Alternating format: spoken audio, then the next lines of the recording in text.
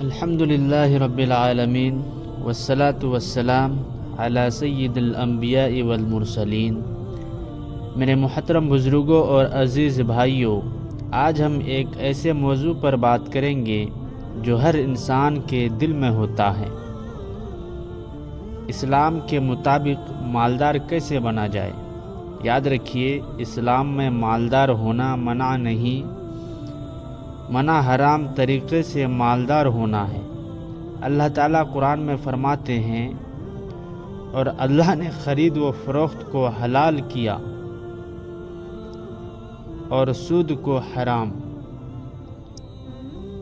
سب سے پہلے نیت درست کیجئے۔ اگر نیت یہ ہو کہ میں حلال کماؤں، اپنے گھر والوں کو حق ادا کروں، غریبوں کی مدد کروں، دین پر خرچ کروں، تو وہ مال عبادت بن جاتا ہے۔ حضور اکرم صلی اللہ علیہ وسلم نے فرمایا، اعمال کا دار و مدار نیتوں پر ہے۔ حلال کمائی۔ اسلام میں مالداری کی بنیاد حلال روزی ہے، چاہے مزدوری ہو، تجارت ہو، نوکری ہو، لیکن اگر حلال ہو تو اللہ اس میں برکت ڈال دیتا ہے۔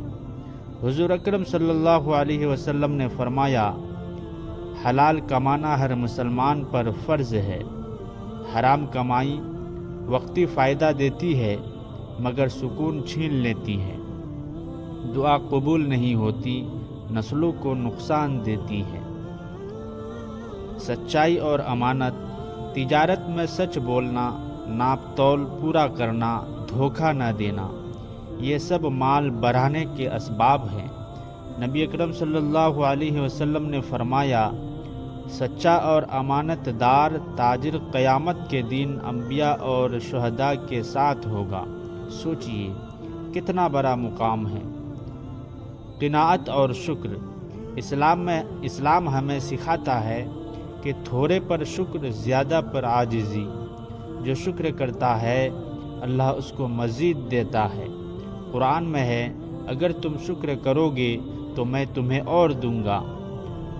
اکثر لوگ کہتے ہیں میرے پاس سب کچھ ہے مگر سکون نہیں، کیونکہ شکر نہیں، قناعت نہیں۔ زکوٰۃ اور صدقہ یہ بہت اہم نقطہ ہے۔ اسلام میں مال صدقات سے کم نہیں ہوتا بلکہ بڑھتا ہے۔ حضور اکرم صلی اللہ علیہ وسلم نے فرمایا، صدقہ مال کو کم نہیں کرتا، زکوٰۃ نہ دینے سے مال میں برکت ختم ہو جاتی ہے۔ آزمائش آتی ہے اور زکوٰۃ دینے سے رزق کھلتا ہے، بیماریاں دور ہوتی ہے، مال پاک ہوتا ہے۔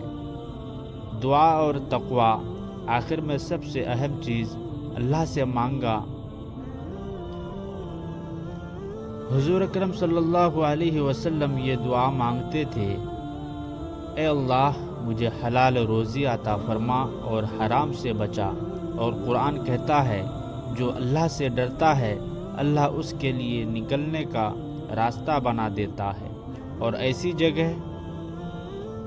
ایسی جگہ سے رزق دیتا ہے جہاں سے وہ گمان بھی نہیں کرتا۔ اسلام کے مطابق مالدار بننے کے اصول: نیت صاف، کمائی حلال، سچائی، شکر، زکوٰۃ و صدقہ ادا کریں، دعا اور تقویٰ۔ اگر یہ سب آ جائے تو انسان صرف مالدار نہیں بلکہ سکون والا مالدار بن جاتا ہے۔